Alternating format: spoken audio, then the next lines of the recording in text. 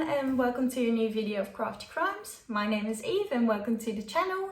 On Crafty Crimes we discuss a true crime case and craft something cute in the meantime. I think someone else wants to come and say hi. So today we are making a big bee, which I'm using 3 different colours of yarn for. This is Lindehobby Velvet Lux and this is some yarn that I bought at my hometown at a local shop.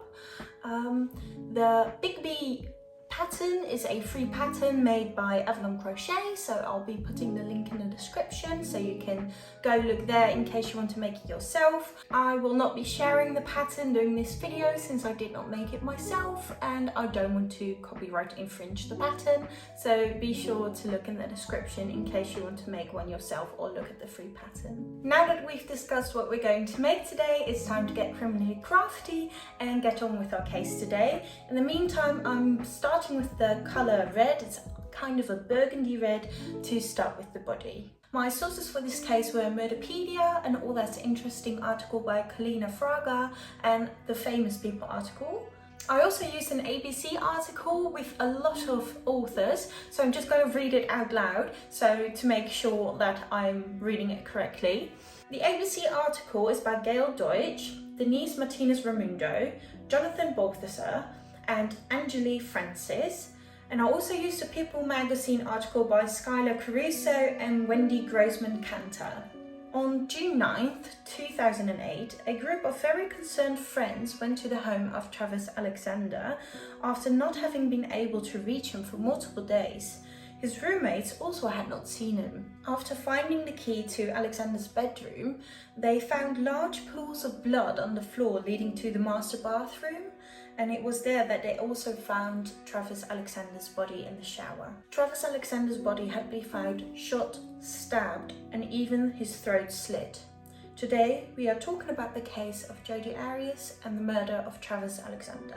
First, let's start by talking about who Travis Alexander was. Travis Victor Alexander was born on July 28, 1977 in Riverside, California, as the oldest of 7 siblings. After his father's death, when Alexander was about 8 years old, they were taken in with his siblings by their paternal grandmother, who eventually introduced them to the Church of Jesus Christ of the Latter-day Saints, also known as the LDS Church. Whilst attending high school, Alexander was very much involved in extracurricular activities such as public speaking and wrestling. After high school, Alexander pursued a career in sales and marketing, where he actually excelled and quickly rose in the ranks. Alexander became a salesman and motivational speaker for prepaid legal services, also known as PPL, and it was on a convention in Las Vegas in September 2006 for PPL that he met Jodi Arias for the first time. But now, who is Jodi Arias? Jodi Arias was born on July 9th in 1980 in Salinas, California. According to Arias, from an early childhood age, starting from 7, she and her siblings were abused by her parents, saying that they used to beat her with belts and wooden spoons. Now, I did not see this a lot in any other resources, so I don't know how well this is confirmed, but of course, if this really did happen, that's terrible. Arias attended high school until 11th grade before dropping out, but she did later on get her GED. Arias was very much interested in photography from the ages of 10 and later on tried to pursue it as a career and had several part-time jobs as a professional photographer. Arias became a server at a Californian restaurant in 2001 and there she met the manager Daryl Brewer and they started dating in 2003. Arias and Brewer actually bought a house together in California, and it was in 2006 that Arias started working at PPL whilst also still working at the restaurant. Arias even became involved in the Mormon church, and as her work and association with PPL became increased, the relationship between her and Brewer started to deteriorate, and that resulted in the two of them parting ways in December 2006, but they parted ways as friends. According to the ABC article, it was love at first sight when Arias and Alexander met up at the PPL convention in Las Vegas in September 2006. Apparently they stayed up talking all night until 4 AM, and even Alexander gushed to his friends the next morning that he had found his wife. This is a quote from what Alexander had wrote to his friend once he and Arias started dating. Alexander wrote, and I quote, "I went from intrigued by her to interested in her to caring about her deeply to realizing how lucky I would be to have her as a part of my life forever. She is amazing. It is not hard to see that whoever scores Jodi, whether it be me or someone else, is gonna win the wife lotto." Unquote. After the convention of PPL, Alexander and Arias started spending more time together, even traveling together, and Arias documented all of their travels by posting photos on their social media. Now, I must admit, it sounds very romantic, feeling like love at first sight, meeting at a convention for work and immediately starting dating, but knowing the outcome of this story is actually really sad to think at how lucky he felt to have met Jodi, only not to know that she was going to be his demise. Trouble actually started early in their relationship, as Alexander was deeply involved in his faith and Arias was not yet involved anymore in church very much, and they early on started to have sexual relations within the relationship, which was very much against the faith of the Mormon church. Friends had told the media that Alexander had started to feel guilty pretty early on in the relationship with Arias because it was against his religion to perform premarital sex. After 2 months of them meeting, Arias was actually baptized into the LDS church that Alexander was a member of. Alexander and Arias would be carrying on with their on and off again and long distance relationship for the next year and a half. It was actually pretty early on that the friends of Alexander had started to notice some strange behavior from Arias. It was in particular her infatuation with Alexander, seeming that she had an unhealthy obsession with him according to his friends.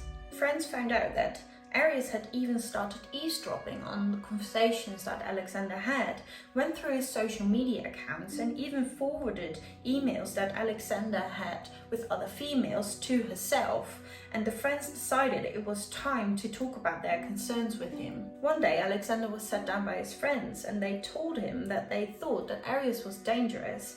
However, Alexander did not believe them and he told them that he thought that Jodi was actually good, sweet, and that he really liked her. Despite Alexander saying that he thought that Arias was a good person, he did eventually break up with her, primarily because he was feeling very guilty about having premarital sex with her. And even though they did break up, they did still continue to see each other. However, the breakup seemed to make Arias' unhealthy obsession with Alexander even worse. As soon as he started dating other women, she started slashing his tires, logging into his Facebook, essentially hacking his account and harassing the women that he eventually went out with. Alexander's friends said that Arias continued to show up at his house unannounced and letting herself into the home through the garage door because she knew the code, and even snuck in the house through the doggy door. However, Alexander's friends were not aware that despite the breakup, Alexander and Arias were still having contact through phone, texting, even having phone sex and seeing each other to have physical relations. And Arias, even after a couple of weeks of breaking up, decided to move to Mesa in California, to where Alexander was living at the time, baffling his friends. Alexander's brother, Stephen Alexander, later told media that he thought that Jodi Arias was his brother's kryptonite. By April in 2008, after living 8 months in Mesa, California, Arias decided to move back into the house with her grandparents in Eureka, California, and by this time their relationship had become increasingly toxic. Texts and emails in May 2008 suggested that Arias and Alexander had a huge falling out, with Alexander even going as far as to call Arias a sociopath. Alexander even told his friends very forebodingly, "Don't be surprised if you find me dead one day." And unfortunately, soon that's exactly what the friends of Travis Alexander found. Alexander had scheduled a trip to Cancun, Mexico with his friends, and they were trying to contact him to go over the plans. However, for multiple days he did not respond, which was very unlike him. Furthermore, he had also missed a very important conference call on June 4th, 2008 at 7 p.m. As I mentioned in the beginning of this video, on June 9th, his friends went to check on him, and his roommates had not seen him for days, but they thought that he was out of town, so they did not think anything weird of it. After finding Alexander's bedroom key, they entered the room, finding large pools of blood leading to the bathroom, which is where they found Alexander in the shower. Authorities later on confirmed that Alexander had actually already been dead for days. It was later determined that Alexander had been stabbed 27 times, as well as had his throat slit from ear to ear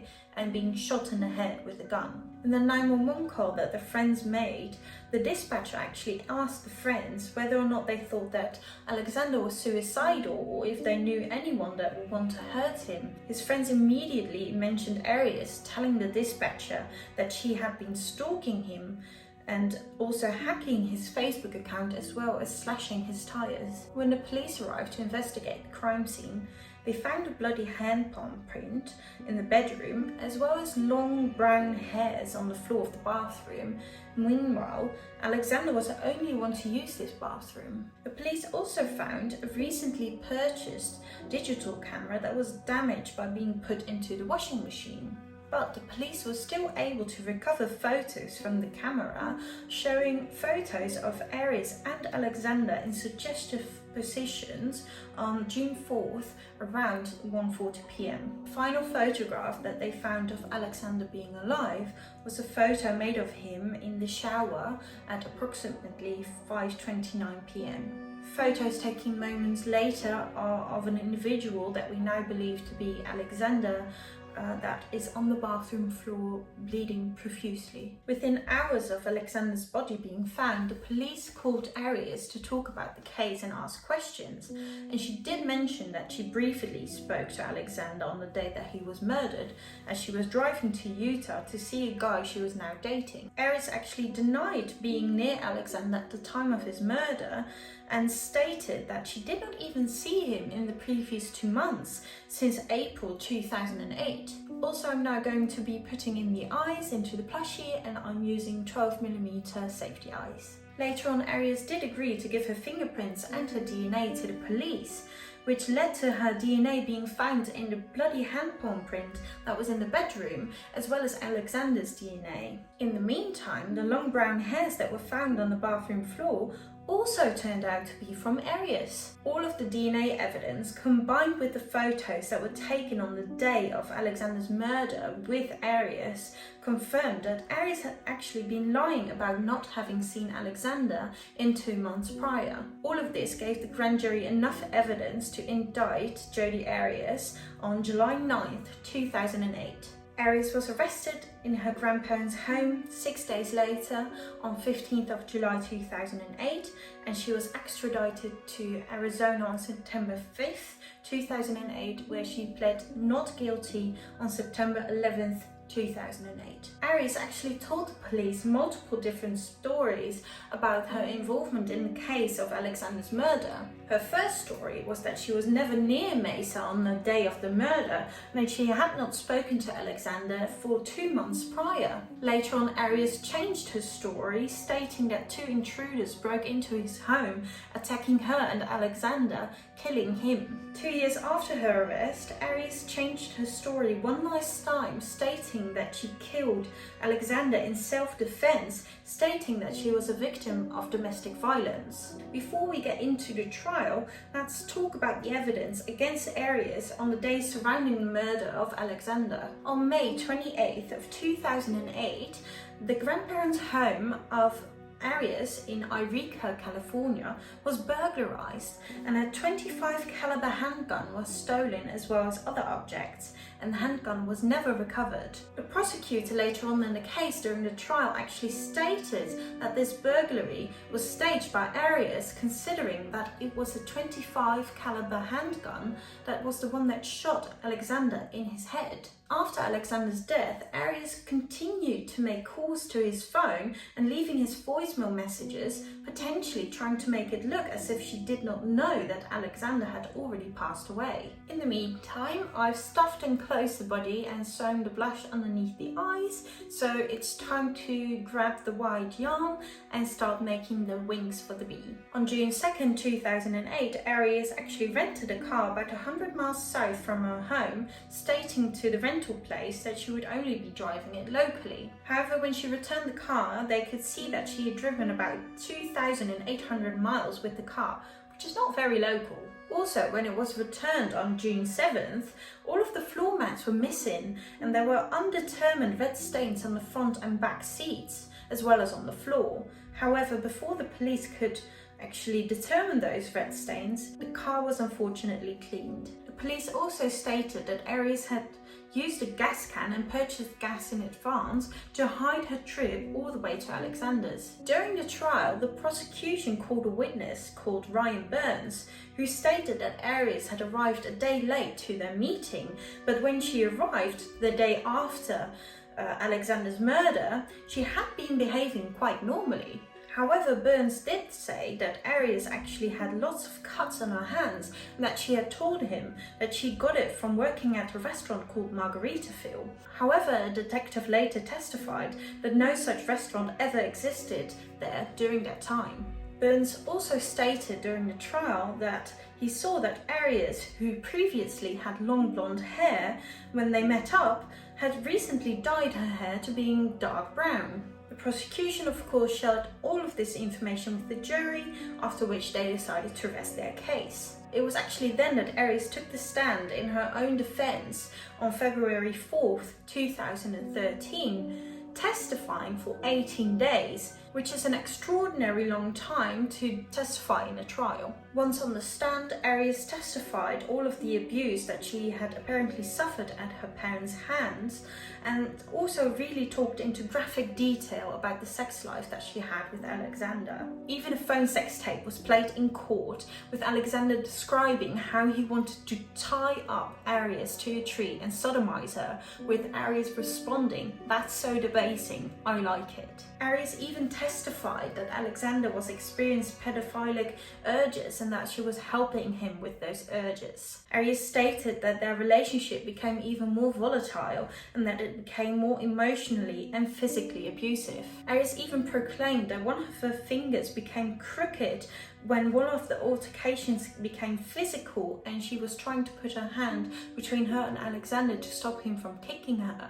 She had held up her hand in court to show her supposedly crooked finger. Arias later testified that she killed Alexander in self-defense after he started to attack her when she dropped his digital camera, forcing her to fight for her life. However, the self-defense claim was the third explanation she had given as to the murder of Alexander, which made her an even more unreliable witness according to the jury. And I believe it goes without saying that anything Jodi had said during her defense should be taken with a huge grain of salt. Psychologist Richard Samuels testified for the defense on the stands for 6 days. He stated that he thought that Arias had likely been suffering from acute stress, sending her body into a fight-or-flight mode, fighting for her life, as well as stopping her brain from retaining any memory of the event. Samuels had also diagnosed Arias with PTSD, post-traumatic stress disorder. However, prosecution witness Janine DeMarte,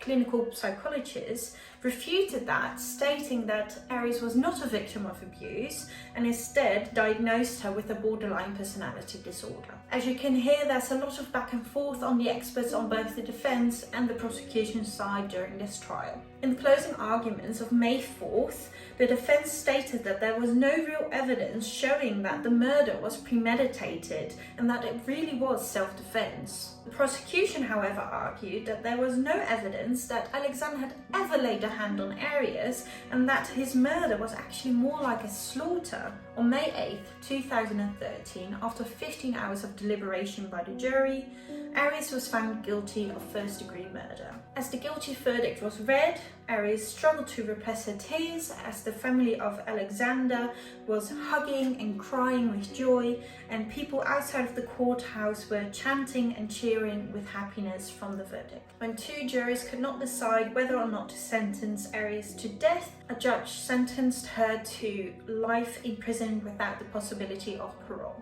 Arias actually responds to the media saying that she did not expect to be convicted of this crime, and especially of the murder charges of murder in the first degree. The murder trial actually became a media sensation, causing millions to turn into the live footage of the trial every day, and it seems as if the sex life of Arias and Alexander became the focus points of the trial instead of his murder. Friends and family of Alexander stated that they thought that Arias was trying to ruin his reputation even further from all of the things that she was saying whilst being on the stand. I think when such a case becomes a media frenzy, we sometimes forget the real victim here, because this is not just some sensational story. This is actually the story of Travis Alexander being murdered by Jodi Arias, and we can never forget the real victims here and their families, or the fact that they will never be able to live out their dreams and were ripped away from their family and friends in this world so early on in their life. Arias is currently serving a life sentence in Perryville State Women's Prison in Goodyear, Arizona, and is not eligible for release. Well, that concludes this horrible case and thus my crafting. I finished up this cute bee by sewing on the wings on top onto the body, and I'm really proud at how she turned out. She is absolutely cute and gorgeous. I really hope you enjoyed watching and listening to this video. I know I really enjoyed making it. And if you have anything you want me to cover in the future, be sure to leave it in the comments down below. And if you want to look for any other social media links and follow me on there, they'll be in the description. And with that, thank you for watching, and I hope to see you guys on the next one. Have a good day and happy crafting. Bye bye. Oh, Amy, out you go. You steal everything, including my yarn.